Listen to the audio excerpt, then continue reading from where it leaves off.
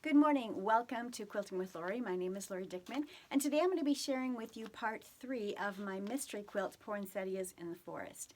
So for part 1, we made the poinsettia blocks. There were 5 of those for the center of the quilt. For part 2, we made the trees in the forest, and there were 4 of those blocks. Each of those blocks is a 12.5-inch block, which finishes at 12 inches in the quilt. I went ahead and put mine together with a 1.5-inch width of fabric strip around the outside edges. They're 36.5 inches one way and 38.5 inches the other. And you do want to make sure that you square up the center of your quilt to 36.5 inches square before you put those borders on. And don't forget to download the PDF, which is in the description box below. There is the PDF of instructions. There's also the PDF for the templates that you're going to need for today. Today I'm going to be sharing with you block 3, which is the border block. It's basically the same block as the one in the center. However, there's a couple of things that are different. The size is completely different. It is a shorter, wider block. It's 9.5 by 6 inches is what it will finish at. When we make the blocks, we'll make them at 10 by 6.5 inches. So that's what we'll create them as, and then they'll be squared up in around the border. We're going to make 16 of these blocks. Now, not everybody, I know there's many of you that are joining me for this mystery quilt class, and I'm so glad that you are, but not everybody will actually create a pieced border. Many of you may choose to do a simple border, and that's fine, but I do always like to teach pieced borders for my mystery quilt classes. So if you're going to go ahead and do this, then today we're going to learn how to accomplish this block, and we're going to be making 16 of them. I've brought you to my tabletop so you can see everything that you're going to need. First of all, of course, make sure you download the PDF and the templates. They're both in the description box below. You can find all of this here in the YouTube description box. You can also go out to my website, quiltingwithlori.com, and you'll find my mystery quilts out there. In fact, you'll find all of my mystery quilts that I've done out there, as well as all of their videos and their PDFs. So you have fun going through that. But make sure you print these out. Make sure the PDF for the template is printed out at 100% so that each of these templates is the correct size. And again, we're making the same block that we had done in part 2, which was last Monday, but this one is a shorter, wider block, or actually it's not as wide, it's not as wide as the 12-inch block, but it's a shorter one, so it's more of a squished little tree block here that we're making, but everything about it is identical. I'm not going to bore you with all those details. I'm going to do a review here real quick. But after you've made the 5 that you made for last week, I'm sure you'll have no problem getting these done. And I'll link the video in the description box below for last week's class in case you've missed that.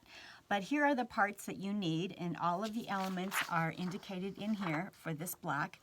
And you can cut them all out. What you will need is, and I mentioned this last week, let me pull this over here.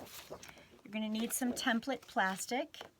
And this is the one that I purchased from Hobby Lobby. It was $1.99. It's easy quilting. I've had a number of these sheets for a while, and I'm just slowly using them up as I'm making templates. And I'm tracing the template on the dotted line. You absolutely have to maintain that 1/4-inch seam allowance because that's how you're going to stitch your blocks together. So make sure when you're tracing that you trace on the dotted line. And so get all of your templates traced. And then what I do is measure from the top to the bottom on each of the templates to see how wide my width of fabric strip needs to be. And I give you all that information in here. So for these, it was a 4.5-inch width of fabric strip. And you simply place your template on there and just keep flipping it back and forth as you trace along the wrong side of the fabric, and then you cut. And EQ8 always offers the curved edges here. They kind of round off the edges, which helps to eliminate some of that excess fabric in the seam allowances, which is wonderful. So you need a total of, let's see, how many of these big trees do you need? You're going to need a total of 32 of these large trees, which is template F. One thing I also wanted to mention, I'd forgotten to mention this. This is a marker that I like to use on template plastic. It's called a template marking pencil. It's very, very old. I got this many, many years ago for $1, and I will try and link this in the description box below. It has more of a waxy pen to it, so when you're tracing on your template plastic, it's not like an ink pen or a marking pen where it makes your, it leaves residue all over your hands, and it doesn't leave residue then on your fabrics as well. So I do like to use those. You can check that out. So anyway, back to the trees. So we need 32 of these. We need a total of 16 of these because we're making 16 blocks. We need a total of 16 of each of these, and these are the little templates, and you'll remember that let's see, what are those numbers? It's B and C templates. And they're basically mirror image. So when you're cutting your 2.5-inch strips, and it tells you in the PDF how many strips you're going to need to cut or what size your strip should be. But if you fold your fabric in half so that it's right sides together or wrong sides together, whichever, with every cut, when you're tracing just one of these mirror image ones, you're getting both the B and the C. So remember that. So even though I've traced it right there, when you open it up, you have both the B and the C template. So these are 4.5-inch width of fabric cuts. All of this is 2.5-inch width of fabric cuts for all of these little triangles and half triangles. You need 16 of these, as I had mentioned. You're going to need 80 of these light background because you're using 5 in each block, and you need 16 of these blocks. So you need 80 of those. And so to put this together, we're going to put this row together here first, the center row, if you will. Then we're going to put together the trunk tree of the tree trunks of the row, and then we're going to put this top bar on it. The difference, again, with this block as opposed to last week, is the color of this top bar and the size of this block. So I'm going to review very quickly how you put these sections together. We're going to put together a triangle and this triangle, and then we're going to sew it all together. And let me show you how that's done. So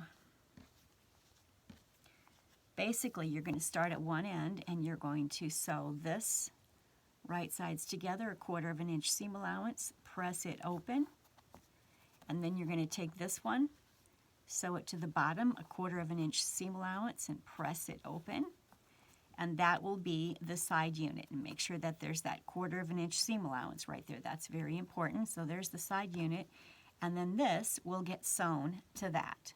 So that will take care of this side. So we'll lay this down here, put that there. Now let's see how we do this center one. And again, I'm going to link last week's video where I take you step by step through this. I just don't want to bore you again since you've already seen this.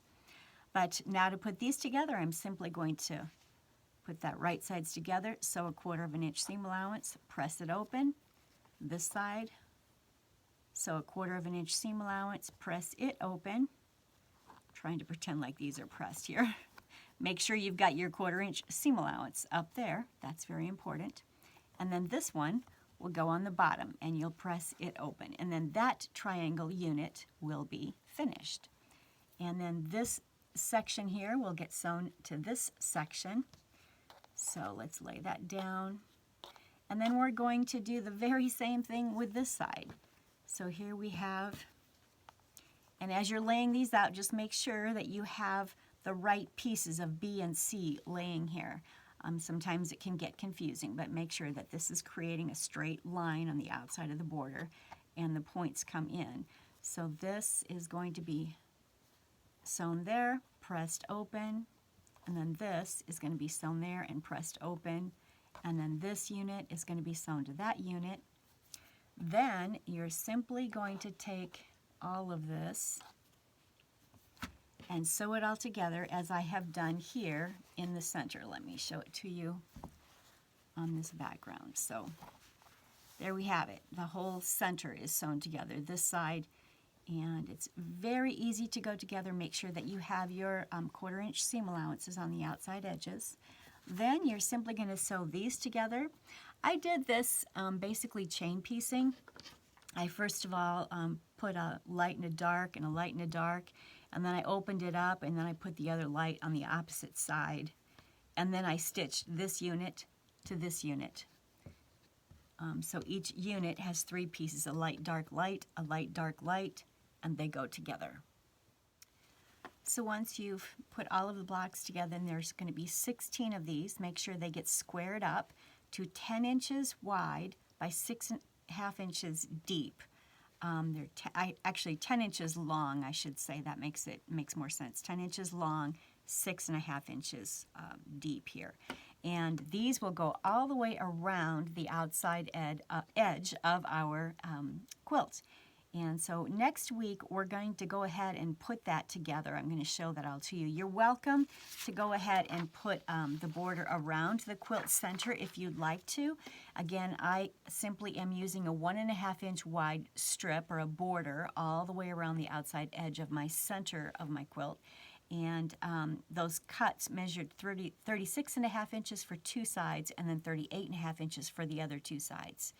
So make sure that the center of your quilt measures 36.5 inches square. That's very important. Then you'll have your 1.5 inch wide. Mine is a red border that goes all the way around. And then we're going to be putting these on. But before we can put these 16 blocks on, we're going to need to finish our corner blocks, which are the poinsettia blocks. They, again, are going to be just like this. The process of putting them together will be identical to week number 1. They're just a completely different size. They're basically half this size. So these are going to be 6.5 by 6.5 inch square, unfinished. And the large center squares were 12.5 inch unfinished squares. So next week we'll be learning this. We'll be able to put all of that together. There will be an outside border. And I'm looking forward to seeing what all of you are working on. I've gotten to see a number of your blocks out on my Facebook group page. Please go ahead, and I've got it linked below in the description box. It'll take you out to my Facebook page, Quilting with Lori, and then it's a Scrap Up Your Stash. So if you haven't already joined that, please go ahead and join that, and make sure that you get pictures of your blocks out there on that Facebook page.